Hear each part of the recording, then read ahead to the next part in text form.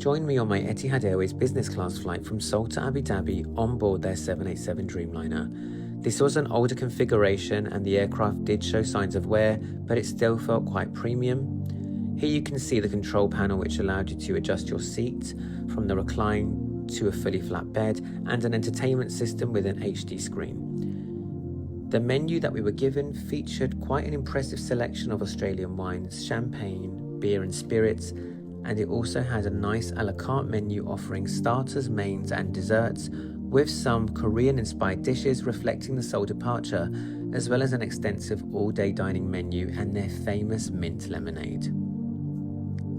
Next, I'll go through the entertainment system, which was quite impressive. You navigate everything using this mini handheld remote control, and there was a huge library of movies, TV series, music and live entertainment available throughout the flight. Wi-Fi was also available on board and could easily be connected directly through the entertainment screen. Storage-wise, the seat has loads of compartments, including dedicated spaces for your headphones, also coming with a water bottle and space for smaller personal items, which made the suite feel really practical for a long-haul flight. I was offered a welcome drink and I chose a Bellini alongside some warm nuts, both of which were genuinely delicious. Next up is the amenity kit. Whilst the Giorgio Armani pouch itself looks and feels premium, the actual products inside are now supplied by Esper, which is a Emirati brand, and honestly, this is probably one area where Etihad has declined slightly over the years. There have been quite a few reviews mentioning that this feels like a downgrade from the old Acqua di Parma kits that Etihad used to offer, which many people felt better reflected just how premium Etihad is as an airline, including myself. This is where competitors like Qatar Airways and Emirates currently have the edge, with Qatar offering diptyque products and Emirates partnering with Bulgari, both of which feel noticeably more luxurious and premium overall. However, where Etihad absolutely excels is comfort. Unlike many airlines, Etihad consistently offers pyjamas and slippers in business class, regardless of departure time, whereas airlines like Emirates usually only provide them on selected overnight flights. The slippers felt genuinely luxurious and the pyjamas themselves were incredibly soft and comfortable. And here we came into the bedding, which is from Armani Casa. This is honestly where Etihad really stands apart for me. The bedding was soft, plush and luxurious, and the entire cabin aesthetic feels elegant and understated. I personally preferred the bedding to Emirates, whose bedding felt noticeably more basic in comparison. Next, I explored the headphones, which were very premium and felt quite nice to wear. Next, I changed into the slippers and I headed to explore the galley. The galley was quite spacious, and then I went into the bathroom to change into my pyjamas.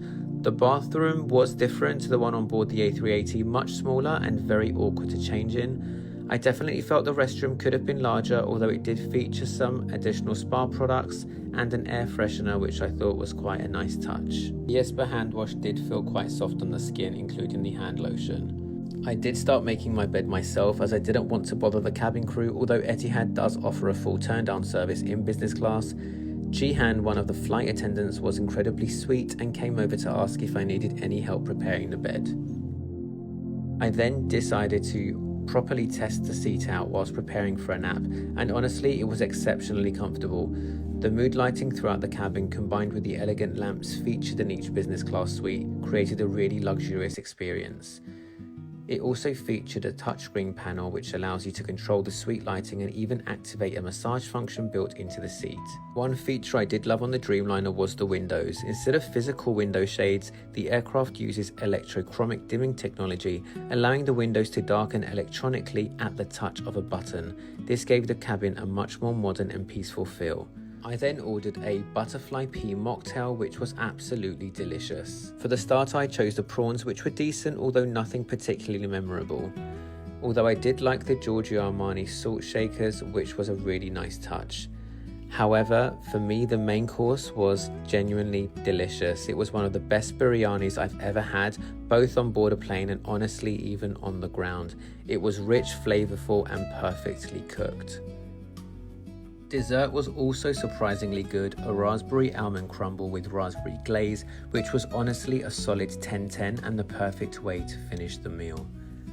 I wanted to get a few hours sleep afterwards, but before that I decided to try the fruit platter, which was actually delicious. The fruit tasted incredibly fresh and surprisingly sweet for airline catering. Following this, I ordered a mint tea. Now, I was genuinely surprised that the mint itself was completely fresh and it came with a cute glass jar of honey. The business class cabin on board the Dreamliner genuinely felt quite private and luxurious. I found it noticeably more private than Emirates business class, which can feel slightly more crowded and less intimate overall. After dinner, it was time for some skincare, a face mask, and a couple of hours sleep. Later into the flight, I was served with Etihad's famous steak sandwich, and honestly, it completely lived up to the hype. Absolutely delicious. A huge shout out as well to Esther and Jihan, who were fantastic throughout the flight. Contrary to some reviews I've read online, the service on board this flight was nothing short of exceptional, warm, attentive, and genuinely personalised. Overall, this flight massively exceeded my expectations, and personally, I actually preferred the experience over Emirates business class. It was then time to land into Abu Dhabi after what was a genuinely fantastic flight with Etihad Airways. Follow my next video, which will include the Etihad Lounge and my flight to London on the A350.